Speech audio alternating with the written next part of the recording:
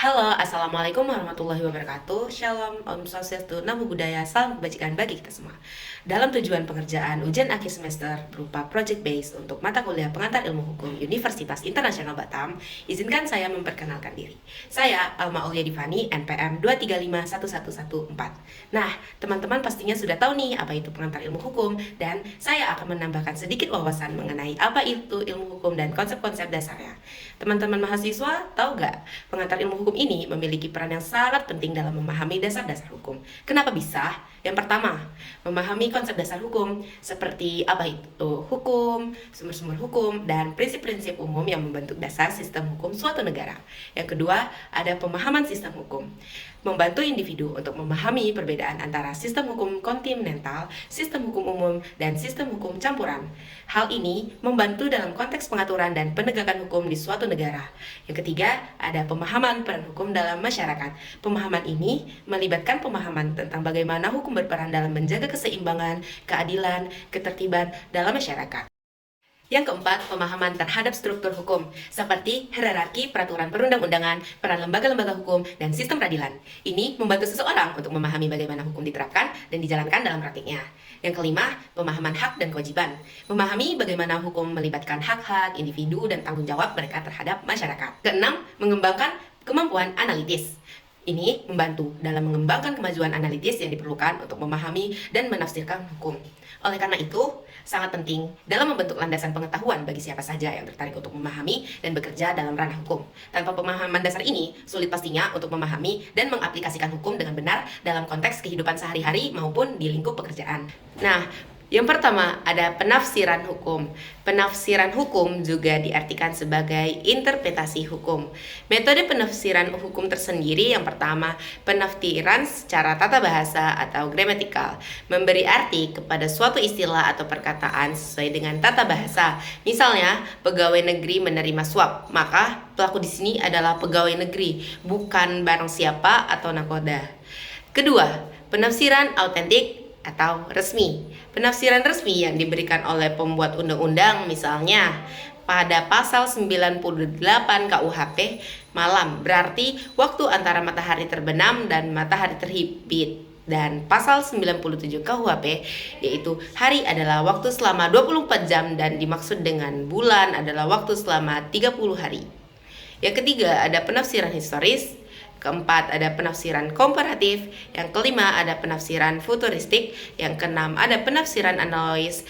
Yang ketujuh, ada penafsiran ekstensif. Yang kedelapan, ada penafsiran a contrario. Yang kesembilan, ada penafsiran sistematis atau dogmatis.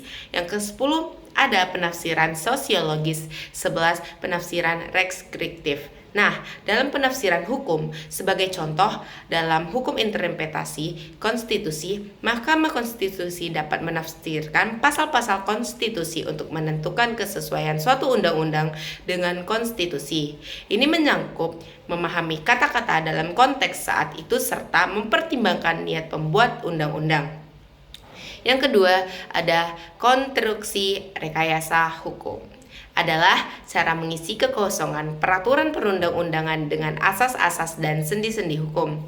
Metode ini ada metode argumentum per analogium, analogi. Yang kedua, metode penghalusan hukum atau penyempitan atau pengkonkretan hukum. Yang ketiga, ada metode argumentasi a contrario. Yang keempat, metode fiksi hukum. Konstruksi hukum pada dasarnya dilakukan apabila terjadi beberapa hal sebagai berikut.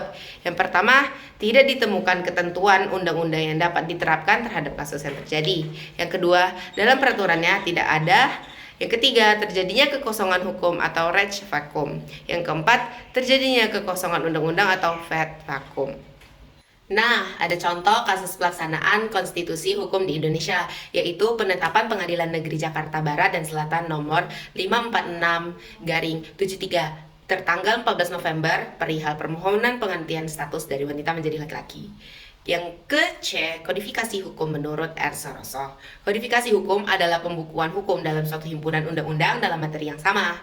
Nah, pengertian kodifikasi hukum sendiri adalah proses penyusunan, mengatur, dan mensistemasikan hukum-hukum di yurisdiksi negara tertentu atau dari cabang hukum yang terpisah ke dalam kode yang teratur. Contoh, kodifikasi hukum di Indonesia yaitu yang pertama, Kitab Undang-Undang Hukum Sipil 1 Mei 1848, yang kedua, Kitab Undang-Undang Hukum Dagang KUHD 1 Mei 1848, yang ketiga ada Kitab Undang-Undang Hukum Pidana KUHP 1 Januari 1918, Kitab Undang-Undang Hukum Secara Pidana KUHAP 31 Desember 1981.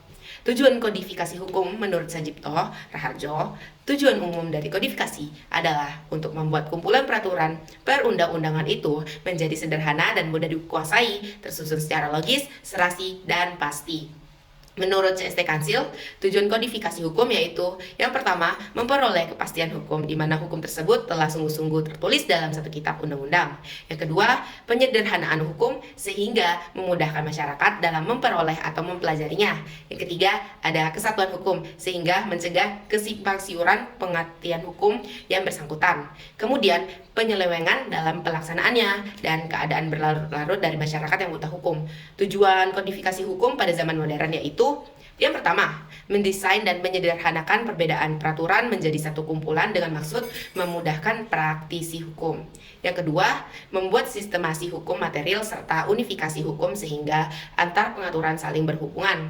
Yang ketiga, membentuk suatu sistem hukum yang baru berdasarkan fundamental politik hukum, sehingga masing-masing lembaga hukum saling mendukung untuk tercapainya kesatuan sistem.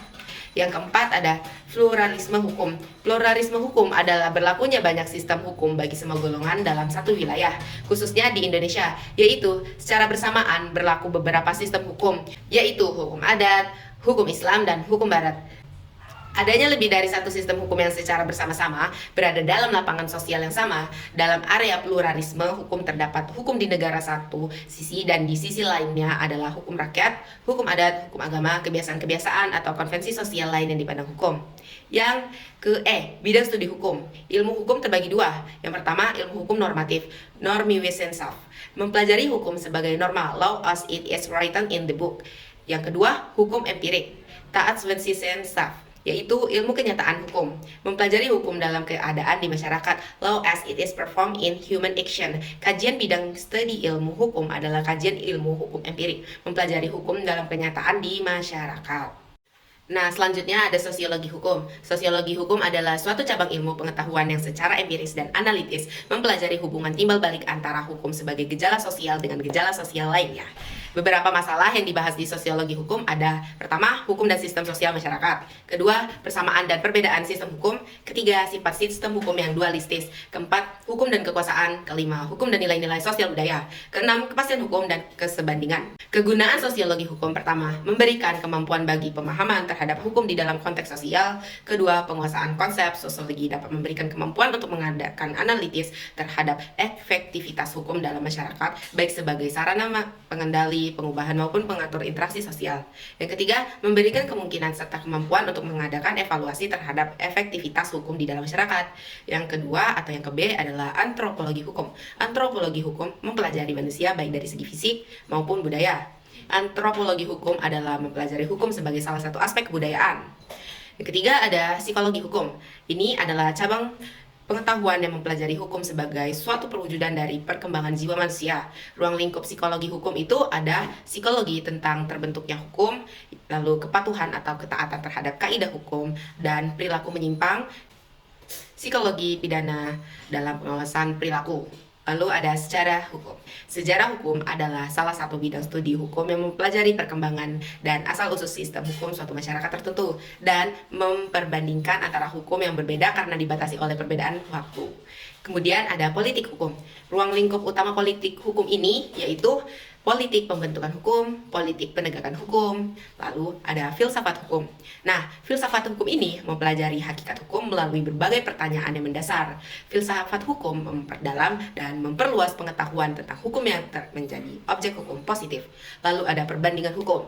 Nah, perbandingan hukum adalah suatu metode penelitian dan bukan hanya suatu ilmu hukum dan mempergunakan metode membanding-bandingkan hukum yang satu dengan hukum yang lainnya. Perbandingan hukum dapat dipakai di segala bidang hukum untuk memperluas pengetahuan tentang hukum, misalnya mengarah ke bidang sejarah hukum, filsafat hukum, dan sosiologi hukum.